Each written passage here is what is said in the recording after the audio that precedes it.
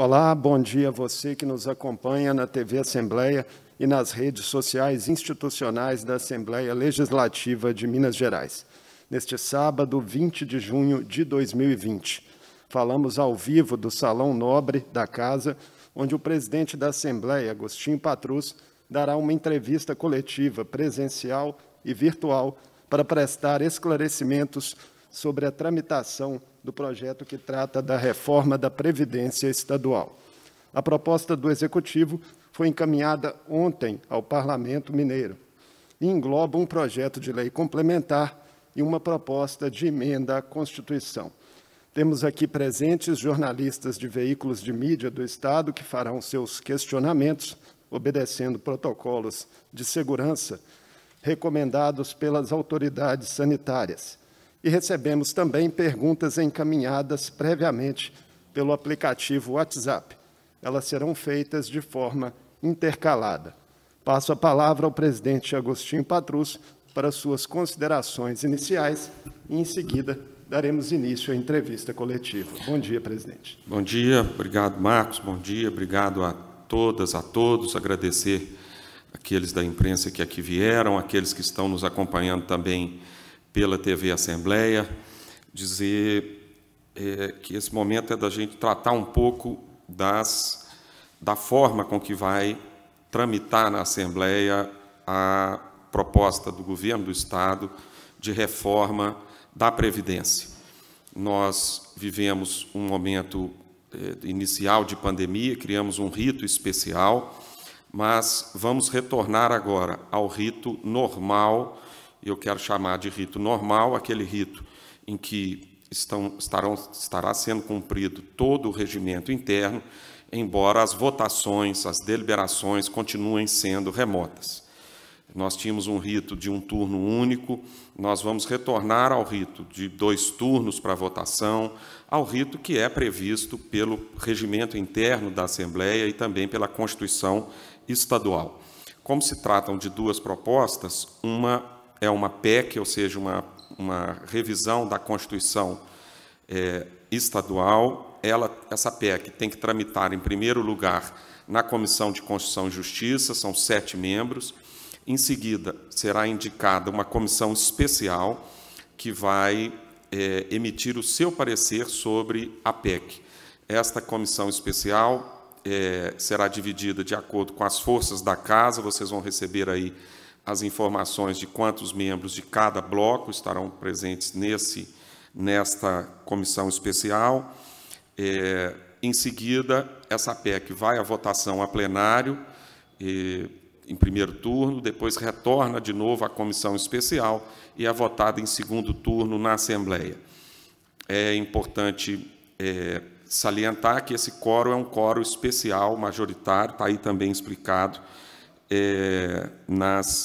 na folha que foi entregue a todos, ou seja, nós precisamos, para a aprovação na Assembleia de qualquer PEC, é necessária a votação favorável de 48 parlamentares, ou seja, 3/5 da Casa.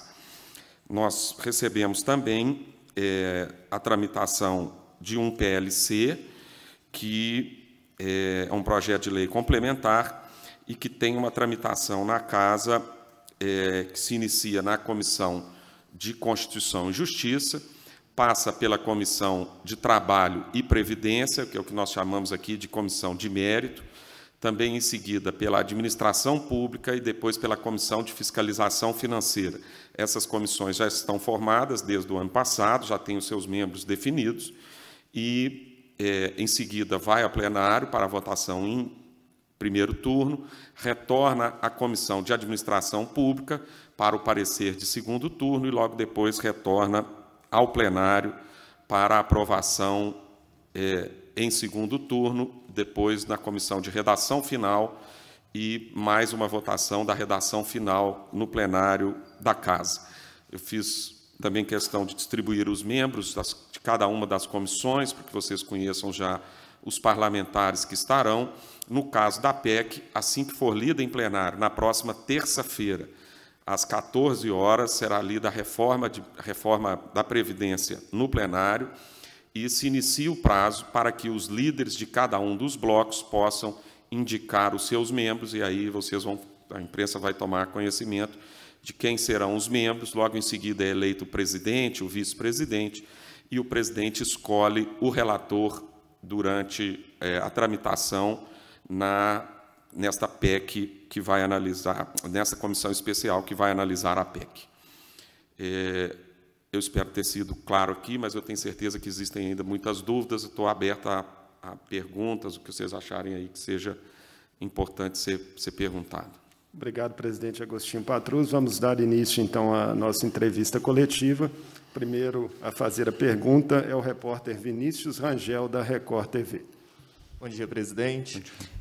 Uma vez retomado esse regime normal dos trâmites, qual é o prazo que a Assembleia trabalha, uma vez que o governo admite que tem pressa na aprovação desse tema, e também como vai ser esse diálogo que a Assembleia diz que vai ser amplo com as categorias, com os trabalhadores, uma vez que grande parte disso vai ser virtual? Sim, Vinícius. Em primeiro lugar, os prazos não são nada curtos. Vocês devem ter recebido aí, nós temos, na Comissão de Constituição e Justiça, por exemplo, tem 40 dias para emitir o seu parecer. Cada uma das demais comissões, vamos dizer aqui do prazo do PLC, né, tem 40 dias, ou seja, se nós estamos falando de passar em 5 comissões, são 200 dias, mas retornar à comissão, 240 dias. Então, nós estamos falando algo em torno aí de 6 meses, se forem cumpridos, ou se forem usados os prazos máximos de tramitação. Portanto, é necessário que haja um entendimento dentro da casa, porque o prazo exíguo, né, que o governo se coloca como 31 de julho para que esteja entregue através da portaria do governo federal que estabelece esse prazo, se forem cumpridos os prazos regimentais, os prazos máximos, a Assembleia só poderia entregar esse projeto no final do ano. O que nós vamos procurar aqui é entendimentos para que isso aconteça. Agora, nós sabemos que a obstrução é regimental na casa. Então, a Assembleia vai cumprir o seu regimento. Tá certo? Quer dizer, se não houver nenhum acordo para que o relator apresente num prazo inferior a 40 dias o seu relatório, ele tem 40 dias para fazê-lo. Tá certo? Então, e assim por diante, cada uma das comissões. Quanto à participação dos servidores, é importante a gente dizer, nesse momento de pandemia, infelizmente, nós não estamos tendo a presença física das pessoas, mas é importante garantir-lhes voz. E é isso que a Assembleia vai fazer. Nós vamos, através dos meios de tecnologia, através dos aplicativos, fazer com que os representantes dos servidores, aqueles que acham que devam se colocar aqui, tenham possibilidade de usar a palavra, trazer as suas preocupações, trazer as suas sugestões. Por isso, vamos realizar várias audiências públicas. Eu imagino que a Comissão de Educação, que tem o maior número de servidores públicos, vai ter a necessidade de se realizar lá uma audiência pública. Da mesma forma, a Comissão de Segurança, que é o segundo maior número de servidores públicos. O terceiro maior, com maior volume de servidores, é a da Saúde. Então, eu entendo que nós devemos ter as audiências públicas para ouvir os representantes da segurança, os representantes da educação, os representantes da saúde e os representantes também de outros poderes. Afinal de contas, é uma reforma que atinge também os outros poderes. Os servidores do Tribunal de Justiça, os servidores do Ministério Público, os servidores do Tribunal de Contas. A gente acaba pensando somente nos servidores, né, do Executivo, mas essa reforma se estende também a outros poderes e outros servidores. Esses também precisam ter a sua voz ouvida aqui, precisam ter os seus representantes ouvidos na casa, e é isso que nós vamos garantir a todos.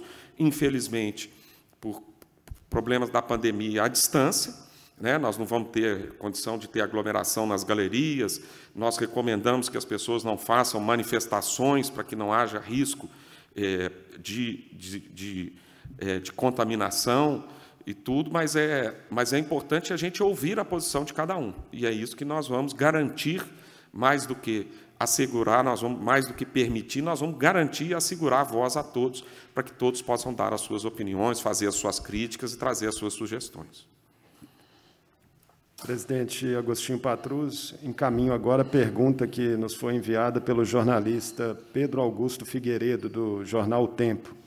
Ele cita que o prazo no regimento interno apenas para o parecer da comissão especial é de 40 dias e pergunta se o senhor ou a mesa diretora e também o colégio de líderes vão atuar para que a comissão especial não use todo esse prazo e a reforma possa, assim, ser aprovada num tempo mais breve. Não, essa é uma questão, nós não vamos ferir de maneira nenhuma o regimento da Casa. A aprovação da reforma da Previdência tem que ser legal, ou seja, com todos os seus prazos cumpridos, para que não aconteça o que aconteceu em outros estados, em que há questionamento jurídico a respeito da tramitação, a respeito da forma com que ela foi feita. Então, a Assembleia vai garantir todos os prazos. Agora, passa pelo governo, pelos líderes do governo na Casa, um entendimento, uma busca de entendimento com o relator para que ele entregue o seu relatório o mais breve possível, o entendimento também com os demais membros da comissão para que eles possam votar com celeridade essa questão. Isso tudo passa por entendimentos da Casa, mas isso não cabe à presidência nem à mesa diretora, cabe a um entendimento entre os parlamentares, é assim que sempre acontece. Nós temos votações que poderiam demorar 50 dias, acontecendo em 5, outras que poderiam demorar, todos achavam que rapidamente seriam votadas, e demoraram 50, 60 dias. Os prazos regimentais serão religiosamente cumpridos. A segunda pergunta do Pedro Augusto Figueiredo, do jornal O Tempo, é se a Assembleia poderá adiar o recesso parlamentar que é previsto para começar em 19 de julho. A princípio, não. Nós só não teremos o recesso se for votada a LDO. Se a LDO for votada, regimentalmente, a Assembleia encerra suas atividades no dia 18, ou seja, o recesso se inicia no dia 19. Claro, se cumprida a obrigatoriedade da votação da LDO. Nós vamos aguardar para ver isso. Pode ser que a LDO não seja votada até o dia 18 e a Assembleia continue até o dia 19, até o dia 20, até o dia 31, não sei. Mas, regimentalmente, a Assembleia finaliza os seus trabalhos no primeiro semestre, no dia 18 de julho. Passo a palavra agora à jornalista Edilene Lopes, da Rádio Itatiaia, que está aqui presencialmente nessa entrevista coletiva. Ei, deputado, tem mais de uma pergunta, eu tenho 3, então eu vou fazer, se o senhor esquecer, eu fico aqui para lembrar, tá? Em relação ao prazo, existe alguma possibilidade de a Assembleia articular com o governo federal a alteração dessa data prevista em portaria do dia 31, ou existe alguma possibilidade dos estados, além de Minas Gerais, que não votaram, judicializar essa questão para alterar esse prazo? Essa é a primeira pergunta. A segunda pergunta é por que precisa votar uma reforma da Constituição, uma revisão da Constituição Estadual e depois um projeto de lei complementar? Qual que é a alteração constitucional? E a terceira é, existe a possibilidade de votar a reforma da Previdência de forma parcelada, porque parece que o governo ontem não esclareceu isso, não falou sobre esse ponto, mas parece que uma parte, ou a parte geral, é relacionada a alíquotas e outras coisas podem ser votadas posteriormente. Tem chance de fatiar? Sim, vamos lá. Primeiro, o prazo de 31 de julho é um prazo estabelecido por uma portaria. A cidade de São Bernardo do Campo já conseguiu uma liminar na Justiça para que o prazo de 31 de julho não seja cumprido. Essa liminar diz que a cidade de São Bernardo do Campo não precisa cumprir, não é uma ação em que invalida a portaria, ou seja, que torna a portaria inválida para todos os entes da federação, para os estados e para os municípios. Portanto, a portaria continua valendo, mas já existe um caso de adiamento na cidade de São Bernardo do Campo, do adiamento desta votação.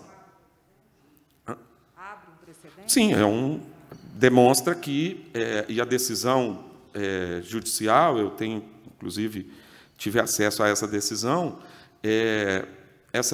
inclusive, diz que uma portaria não pode legislar sobre os prazos regimentais da Câmara Municipal de São Bernardo do Campo. Portanto, se abre uma porta para que também ela seja invalidada para os estados.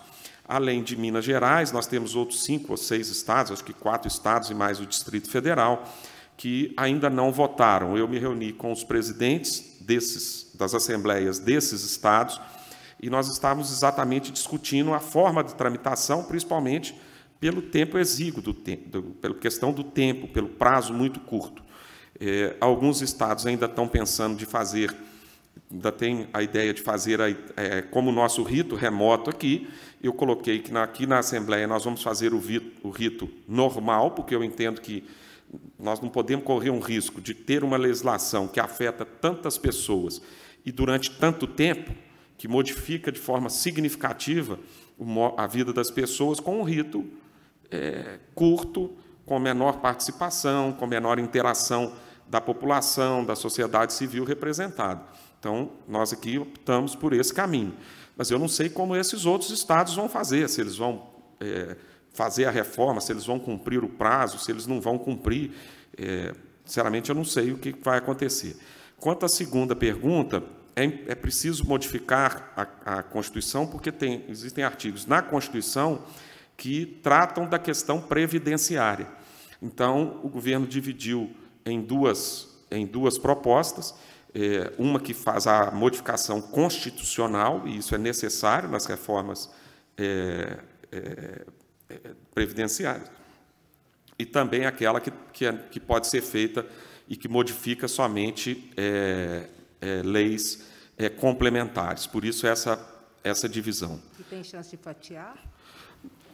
O que a portaria exige é a questão das alíquotas. Tá certo? A portaria não exige outras modificações.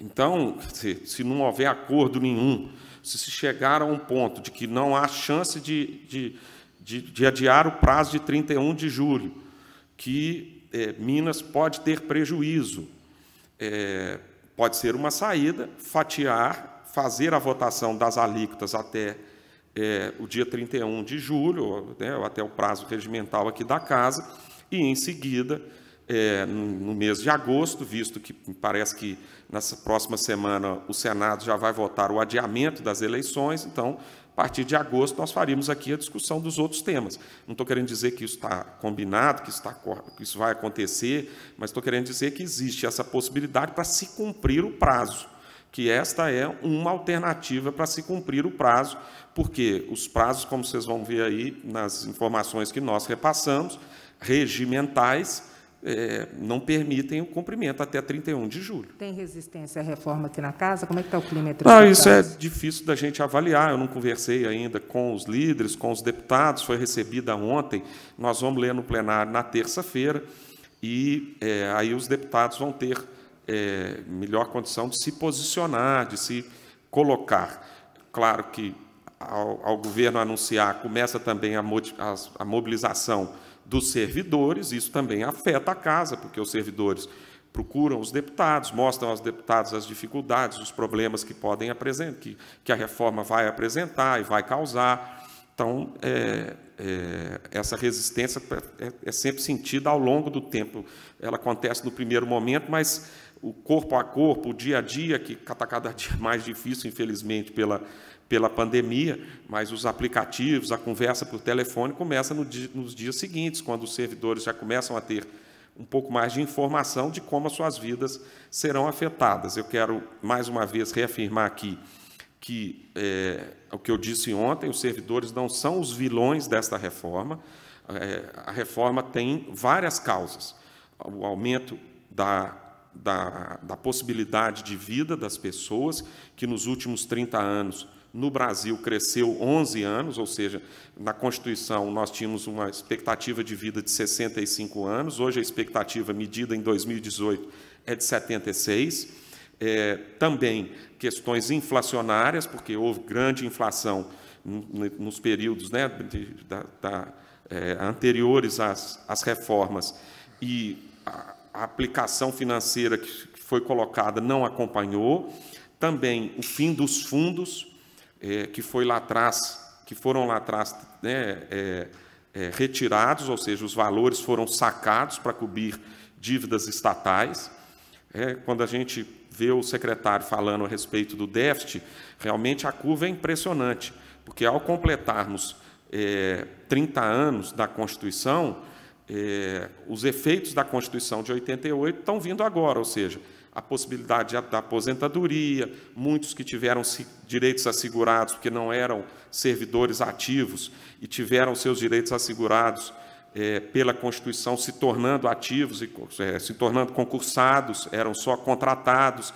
Então, isso tudo está cobrando um preço agora, mas isso não é culpa do servidor que está lá na ponta atendendo no pronto-socorro, né, de Belo Horizonte, ou que está no interior, num hospital da FEMIG, ou que está dando aula nas mais diversas regiões, nos 853 municípios, né, eles são os culpados.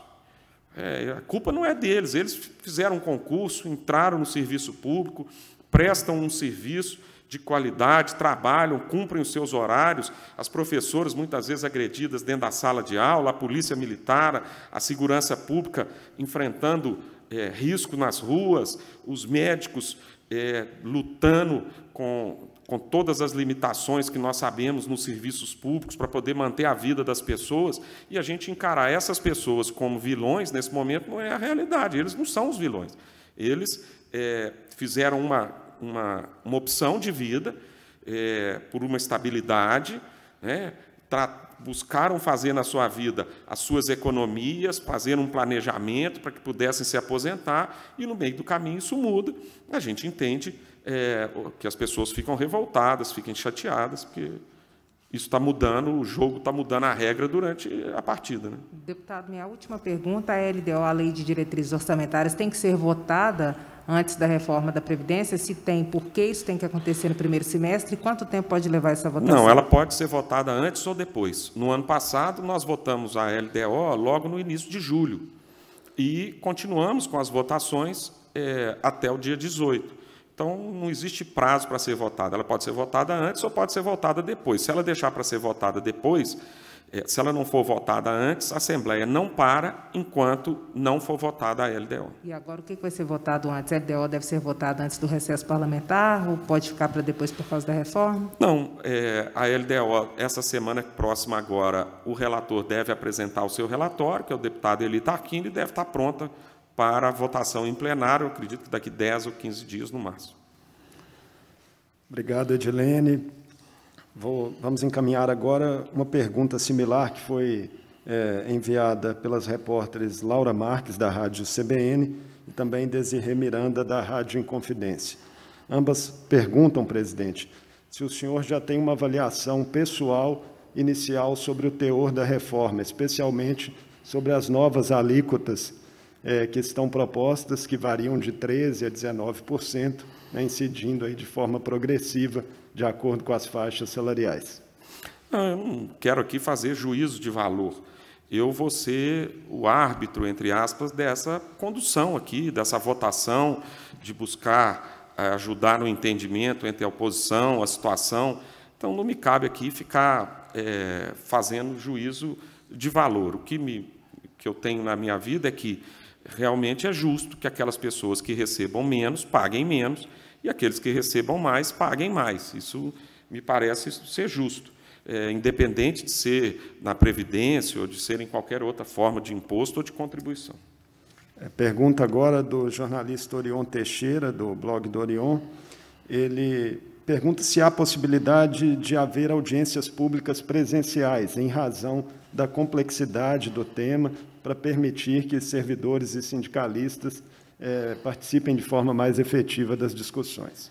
Bem, Odilon, nós já fizemos, na semana passada, audiências públicas na Assembleia com convidados, mas estão restritas a 3 pessoas na mesa, ou seja, o presidente e, no máximo, mais 2 convidados. O que passar de 2 convidados, aí serão participações remotas, mas, como disse aqui, com o mesmo número de minutos para que cada um possa expor o seu pensamento, com possibilidade de trazer as suas críticas e as suas sugestões. Ele também pergunta, ao jornalista Orion Teixeira, se o senhor considerou adequado o momento no qual o governo de Minas encaminhou para casa essa proposta de reforma previdenciária que coincide com uma agudização da pandemia. Não, essa avaliação também é difícil que eu faça. Eu sei que o governo tinha as dificuldades de enviá-la para cá, porque existiam na pauta 10 vetos que foram infelizmente, feitos pelo próprio governo, e esses vetos tinham que ser enfrentados, visto que eles travavam a pauta. O ideal era um pouco mais de tempo para que a Assembleia pudesse discutir, até para que os prazos não fossem tão exíguos, mas a Assembleia, o governo é que determina o dia que deve mandar, quando deve mandar para cá a sua reforma.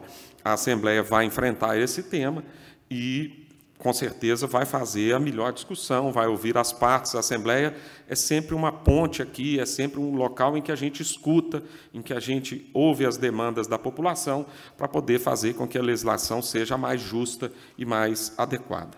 Temos ainda uma pergunta similar aqui, que foi encaminhada pelo jornalista Murilo Rocha, do Grupo Band News, e também pelo próprio Orion Teixeira, e diz respeito à questão dos direitos adquiridos.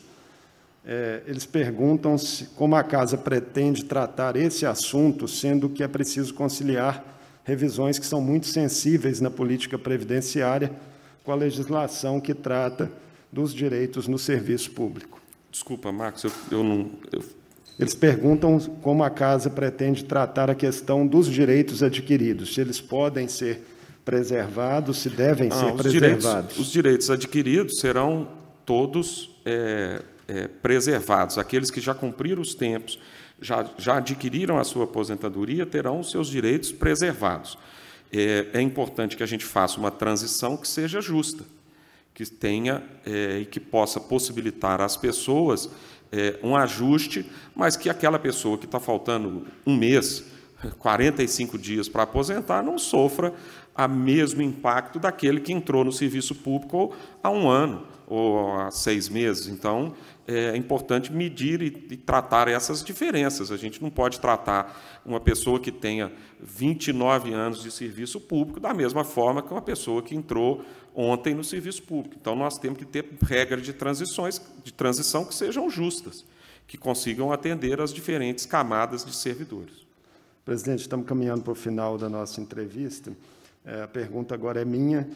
O Colégio de Líderes e a mesa diretora, eles podem definir, prioridades entre os pontos da proposta para que tenha uma tramitação mais célere do que outros aspectos que demandariam maior discussão? O senhor já respondeu isso para Edilene Lopes, mas a pergunta também é quando essa discussão começa efetivamente no âmbito do Colégio de Líderes e da mesa diretora. Não, o Colégio de Líderes pode buscar ajustes, acordos, buscar entendimentos. Mas não existe nada nesse momento nesse sentido. O que nós vamos fazer é regimentalmente, na primeira reunião, após o protocolo, ler a mensagem do governador, ler a reforma, ela será encaminhada imediatamente à Comissão de Constituição e Justiça da Casa, que deve se reunir na próxima semana para começar a discutir esse assunto que será importante na sua pauta. Quanto a prazos, quanto a acordos, quanto a entendimentos, isso, claro, ao longo do processo, ao longo da discussão, eles podem acontecer, mas não existe nada nesse momento, nesse sentido, de se alterar a regra. A regra será estritamente cumprida. O que pode acontecer é, de forma informal, os deputados apresentarem com menor prazo os seus pareceres, apresentarem com mais celeridade as suas emendas e assim por diante. Agora, não existe nada combinado para que isso aconteça. Presidente, passo agora a palavra ao senhor para as suas considerações finais ao povo de Minas Gerais. Eu quero só agradecer a todos que estão nos assistindo pela TV Assembleia, agradecer também aos representantes da imprensa que tem aqui, que serão fundamentais sempre nesse trabalho em conjunto com a Assembleia, para que a gente possa divulgar o que está acontecendo, mostrar à população, informar aqueles que porventura agora estejam aí ansiosos e aflitos, porque há uma proposta de mudança na sua vida, no seu planejamento de vida, mas que a Assembleia vai tratar esse assunto com muita responsabilidade e com muito cuidado, porque sabe que isso atinge diretamente a vida das pessoas. Obrigado mais uma vez, presidente Agostinho Patrus. Nós transmitimos, então, a entrevista coletiva presencial e virtual com o presidente da Assembleia, Agostinho Patrus, que fez esclarecimentos sobre a tramitação da proposta de reforma da Previdência Estadual, foi encaminhada nesta sexta-feira pelo Poder Executivo ao Parlamento Mineiro. Continue acompanhando nossa programação. TV Assembleia, política ao vivo, transparência no ar.